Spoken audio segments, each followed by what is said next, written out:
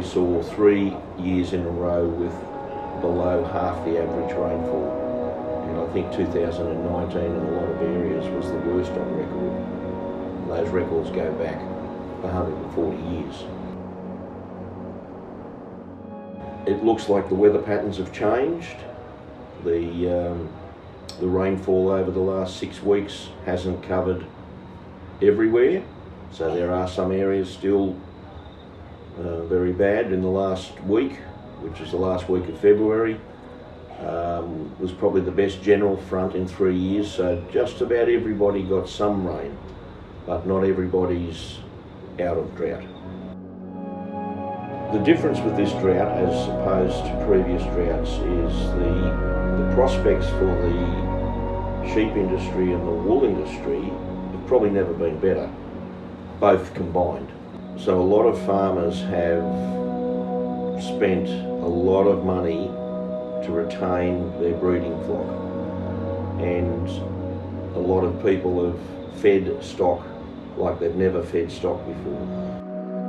It appears that that's worked. It's cost a lot of money, but I know in our own case we've done that, and the grass that's come away because we rested the country has been phenomenal. And we've still got 75% of our breeding stock.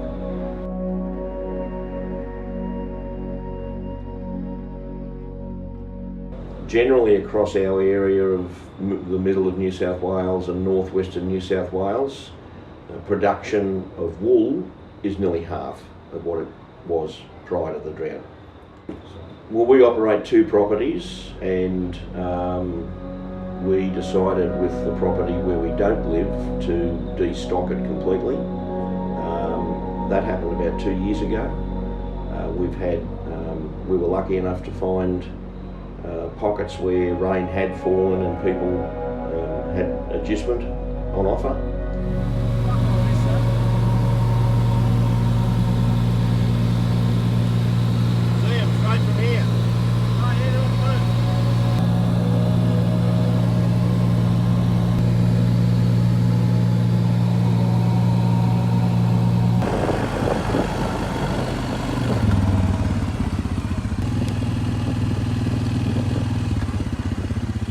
We haven't retained any surplus sheep, so any opportunity animal was gone, and we've just kept productive ewes. It was very expensive. I haven't sat down and put a dollar figure on a per ewe basis, but it would be in the order of $70 to $80 per ewe per annum. Adjustment is cheaper than feeding them, I know that. I've had a bit of both. If I had all my ewes locked up and feeding them, it would be a lot more than that. It was available. They had rain. They had destocked, so the drought there was severe.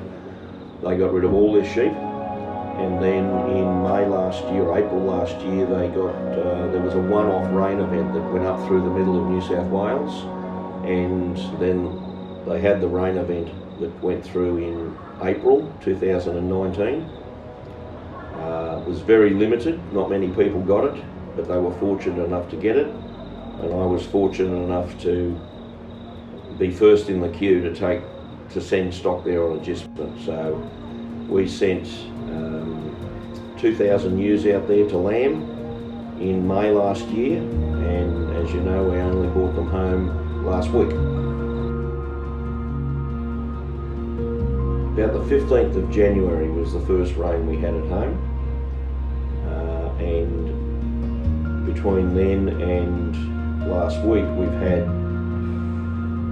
probably 160 millimetres of rain over that 5-week period, and you've seen the response we got from that's been incredible. So we have a saying, we've got more feed we can poke a stick at now.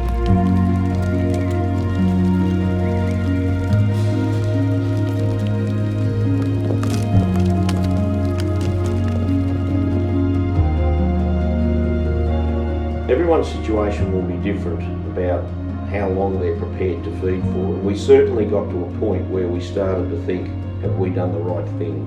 Because we've been feeding now for nearly 3 years. We try and build up a resistance to drought by having silos and storing grain, filling our hay sheds. We did all that back in 2016, because 2016 was a good season. We filled all our silos, we filled our hay sheds, and that lasted us about the first 12 months. Then we had to rely on importing grain and hay from a long way away. We were hauling grain out of South Australia back to our place. We were getting hay out of Victoria. So a lot of the fodder was coming over 1,000 kilometres.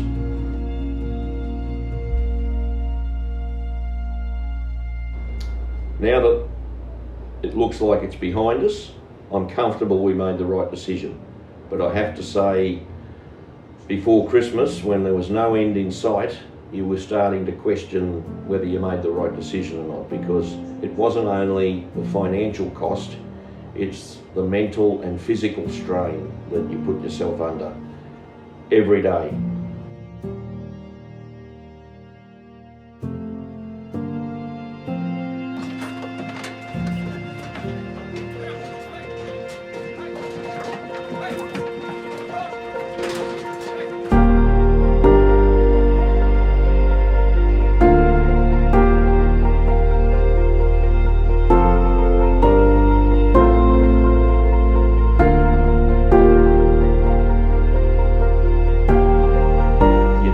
Seeing livestock confined, they'd rather be out in the paddock running around, so you weigh all those up.